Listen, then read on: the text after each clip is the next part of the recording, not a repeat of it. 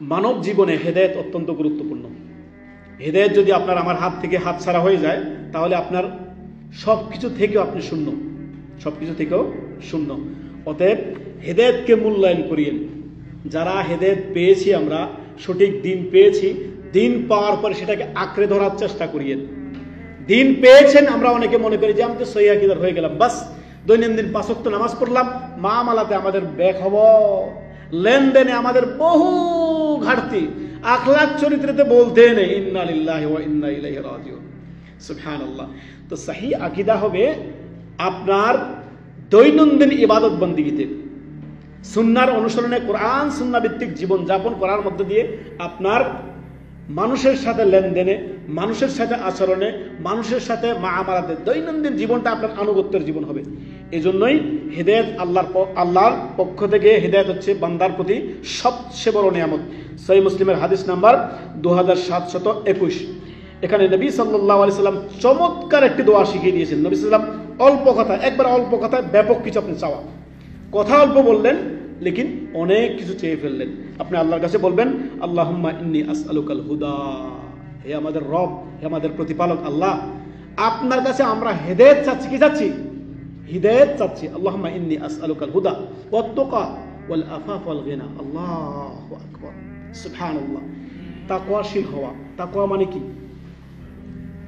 সেই সমস্ত কথা কাজ যা আল্লাহ এবং তার রাসূল অপছন্দ করেন, সেটা হচ্ছে তাকওয়া।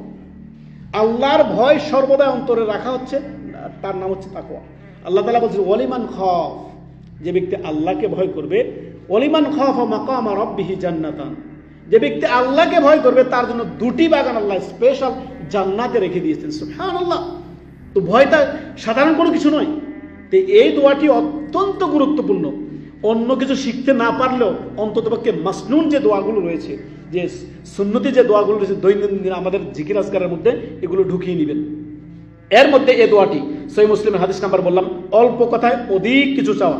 আল্লাহুম্মা ইন্নী আসআলুকাল হুদা, হে আল্লাহ আপনার কাছে আমি হেদায়েত চাচ্ছি, ওয়াত তুকা, আল্লাহ আমি তাকওয়া চাচ্ছি আপনার কাছে, আল্লাহ ভীরুতা আপনার কাছে চাচ্ছি আল্লাহ, ওয়াল আফাফ ওয়াল গিনা, আল্লাহ চারিত্রিক উৎকৃষ্টতা থেকে, চরিত্র আখলাক চরিত্র সুন্দর করা।